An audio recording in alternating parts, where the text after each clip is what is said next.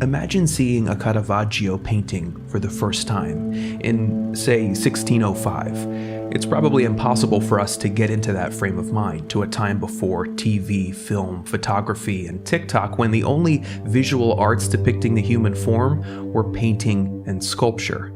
In the 16th century, the art world in Italy and beyond had seen the high Renaissance with its paintings devoted to ideal beauty, linear perspective, and balanced compositions yield to mannerism and its exaggerated forms, strange juxtapositions, complex, sometimes overly sophisticated paintings that emphasized the artist's talents and fanciful impulses.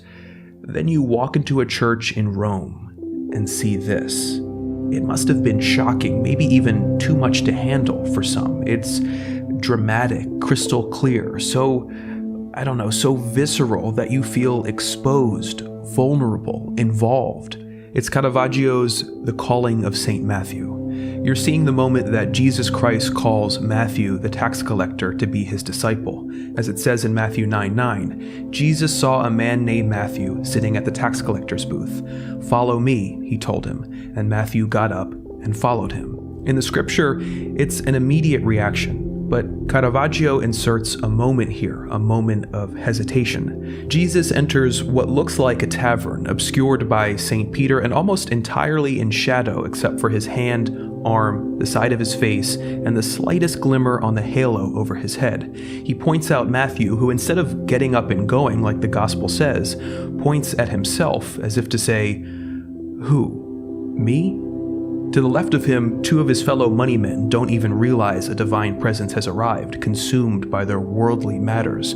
To Matthew's right, two young men are startled in opposite directions, one leaning toward Jesus and one leaning away, amplifying Matthew's moment of indecision. The scene makes sense right away. But Caravaggio goes much further than just intelligibility. What really shocks about this painting is, of course, the light. The intensely dramatic play of light and shadow called chiaroscuro, or when it's so pronounced like this, tenebrism. The harsh light coming from the upper right of the canvas, like divine illumination, points out Matthew more forcefully than Jesus does.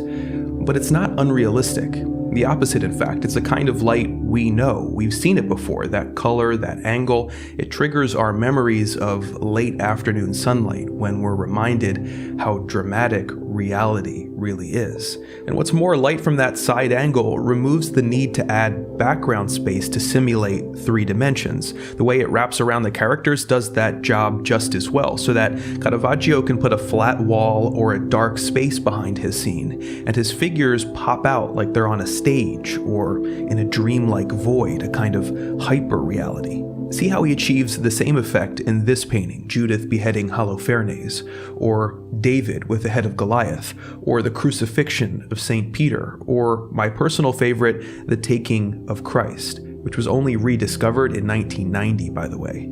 I mean, it's like you're there, crowded in that group. You can hear the metal of the knight's armor, the scream of St. John fleeing. You can feel Judas's hand on Jesus' arm, his kiss, as he betrays his friend.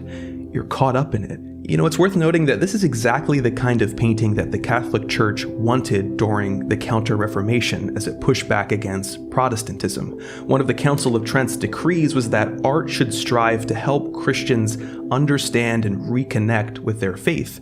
With so many illiterate people, painting was a crucial way to transmit the stories of Catholic doctrine. And Caravaggio's work is not only easily understandable, it stirs deep emotion in its immediacy. It puts passion into the passion of Jesus. See, Caravaggio's other great innovation was in his casting of real people in these biblical roles. He painted from life, so his Mary Magdalene, for example, was someone you might see walking the streets of Rome in the year 1600. To some, this realism was vulgar, but to others looking for humanity in these stories, Caravaggio's figures were revelatory, heightening the feelings of identification and involvement that the church wanted from art. The irony, of course, is that Caravaggio himself was a deeply sinful person, by all accounts a complete jerk given to street brawls and petulant outbursts, which often resulted in jail time. In 1606, he killed a man in a duel and was forced to flee Rome. He bounced around Italy after that, getting in trouble everywhere he went until he finally died, we think, of illness in 1610 at age 38. No doubt his penchant for violent extremes contributed to the haunting renderings of violence in his work. But the romantic stereotype of the mad and frenzied artist who dies before his time is a tired one, and you can't help but wonder what he might have shown us had he just calmed down and lived twice as long. Because what we have got is extraordinary. You can see that he was grappling with his sins and his faith in his work. In The Taking of Christ, for example, he paints himself into the scene, rushing in with the guards, eager to witness the betrayal, the arrest of Jesus. He holds a lantern, signifying the power of the artist to illuminate the stories that mean the most to us, to make them personal, realer than real. Maybe it is possible to know what it was like for people to see a Caravaggio painting for the first time in 1605. His light has traveled 400 years through time undimmed. Against it, we're just as defenseless as they were.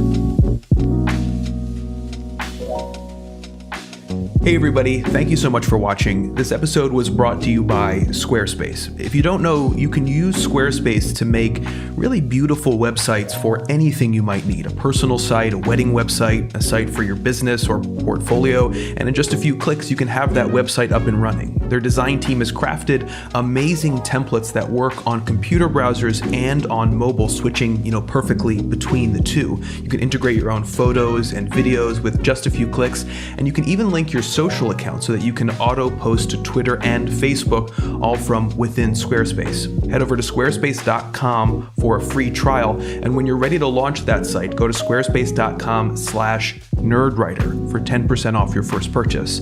Thanks guys, I'll see you